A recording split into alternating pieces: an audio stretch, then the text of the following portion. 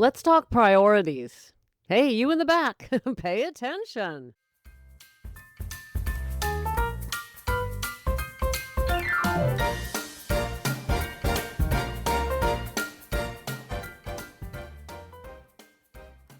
Hello, gals, and welcome to Sanctuary Saturday, a segment of the Sobriety Snippets for Ambitious Women Over 40, where we talk about the first year of sobriety. In other words, we talk about the emotional journey, the journey of self-discovery that we really, really need to go on.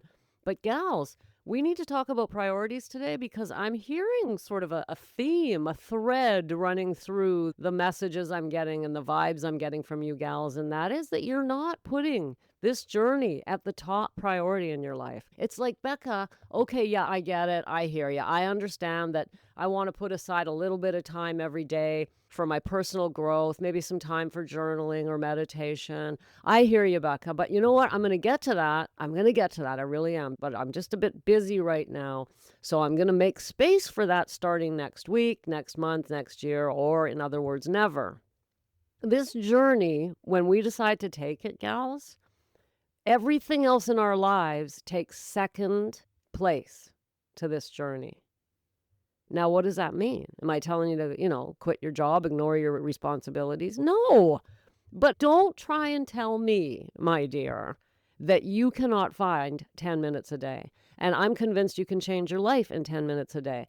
Actually, I stand corrected already. I'm convinced you can do it in 5 minutes a day. And I've done snippets on that before. So where are your priorities? What is important to you?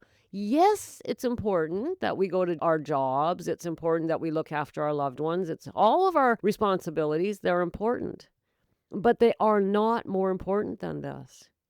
Because if you put this on the back burner, then you're going through all of those duties and responsibilities half a human, emotionally struggling, not feeling the joy and love and service that you can feel from your heart when you do that type of work, when you show up in the world wanting to serve, wanting to be there for your responsibilities. You're not dragging your ass through it all because you're like tired and wore out and anxious and irritable and frustrated because you're not doing the self-care that you need to do. When we prioritize our journey, our self-care, everything else, it's trickle down. It's trickle down, babe. That goes at the top of the pyramid and it trickles down into everything else you do. And you slowly, slowly, slowly feel it taking over your life. Where even though it was only 10 minutes, you use that 10 minutes with deep, deep intention. And it trickles down to where it's still affecting you when you go to bed that night. You can feel yourself responding different to different situations that normally would be difficult. They're less difficult.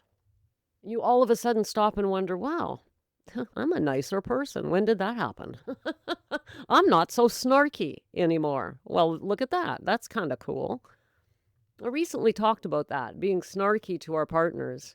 I talked about it on my YouTube channel. I did a stroll on that subject, a sober living stroll. Did you know I have a YouTube channel? Well, I do, and it's called Sober Living for Women Over 40. But inside of that is a little playlist called the Sober Living Strolls. And this is me just walking along with my dogs and sharing some thoughts. But anyway, that was a bit of a detour, an unplanned one, I will say, but there it is.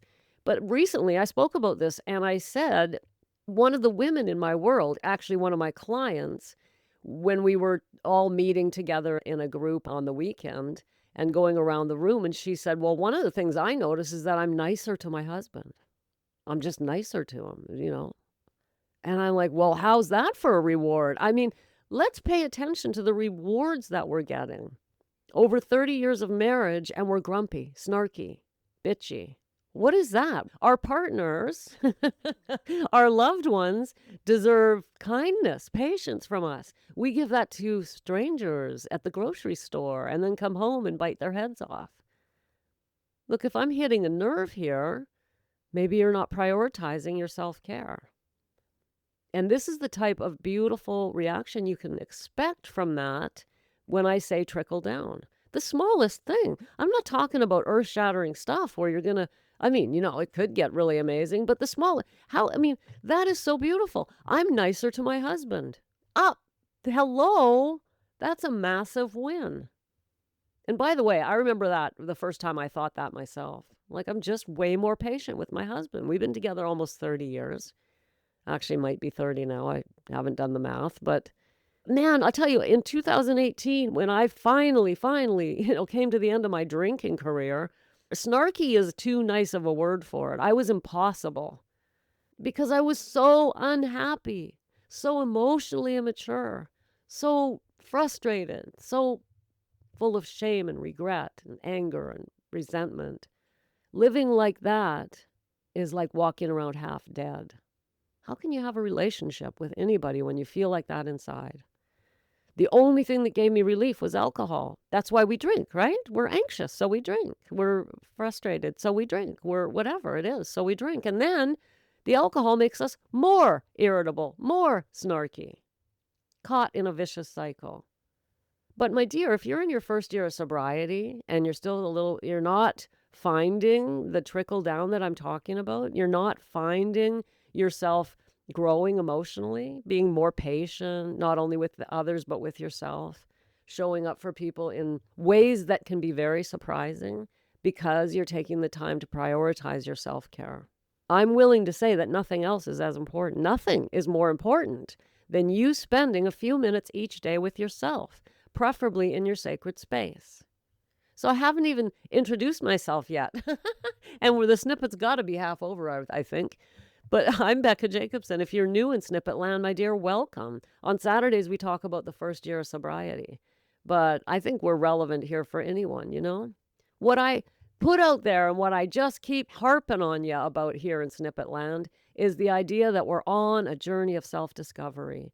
Don't go halfway. Don't go halfway on this. Don't give up the booze and then allow yourself to go on autopilot, satisfied because you're not drinking. First of all, you won't be satisfied because just not drinking is not very satisfying. It's a very unhappy place to be. This journey of emotional growth is so rewarding, so deeply, deeply rewarding, especially when it's combined with a relationship with your higher self or the universe or infinite intelligence or infinite spirit or God or whatever you want to call it. When you combine this journey of emotional growth with something higher than us that we can cling to and grow through and love and feel supported by, oh my God, why would you want to put that on the back burner? I see this a lot when the women that come into my world. I can tell the ones that aren't prioritizing because they show up and they're frustrated. They're like, "Oh, I just didn't have time this week to do any of the work I wanted to do on myself." Hello, priorities. We're never, ever, ever looking for time to do this. We create it and then we follow through. We do this with intention. We say intentionally, we sit down and we say, okay, here's how I'm going to find the time for myself, damn it. And 5 minutes is enough. What are you going to do in those 5 minutes? Decide and then follow through. You know, in my previous snippet on this subject, I said to you that if you were to do a week of 5 minutes, just 5 minutes, after a week, maybe 10 days, you'll say to yourself, that's kind of amazing. I've done this every day for 10 days. Maybe I can stretch out to 7 minutes today. Maybe I can find 7 minutes. And the next thing you know, you're like, well, this is enjoyable. I'm going to sit here for another 3 and let's do 10 minutes. And you don't push it. You don't freak out about it. You don't have to beat yourself into some horrible routine that's painful, right? That's not what we do. We just be gentle with it and just say, I'm going to sit my ass down for a few minutes every day and look at my life, myself. How am I feeling? How am I showing up in the world? Am I growing more patient, more kind, more loving? Or am I just not drinking? Gals, I never, ever, ever want to hear you say again, I'll get around to it when you're talking about your own self-care. Never. It's off limits in Snippet Land. If you're hearing my voice, that means you're in Snippet Land. That means you are a snippet lover or a snippeteer or whatever you want to call yourself. I love it. And you are no longer allowed to say that. It's off limits. We don't say that here. We don't say, I'll get around to it. What we say here is, I'm committed to looking after myself, to growing, to being intentional about my emotional health and my spiritual health. And by doing that, I'm showing up better for everyone else in my world. You're not taking away time from anything. Not your loved ones, not your career, not nothing. Nothing, babe, nothing. You're adding to it by saying, me first, babe.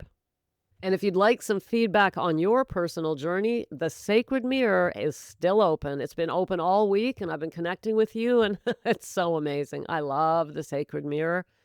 All the Sacred Mirror is, for those who don't know, is a simple online form. You just tap the link in the show notes. Share a little bit of your story with me.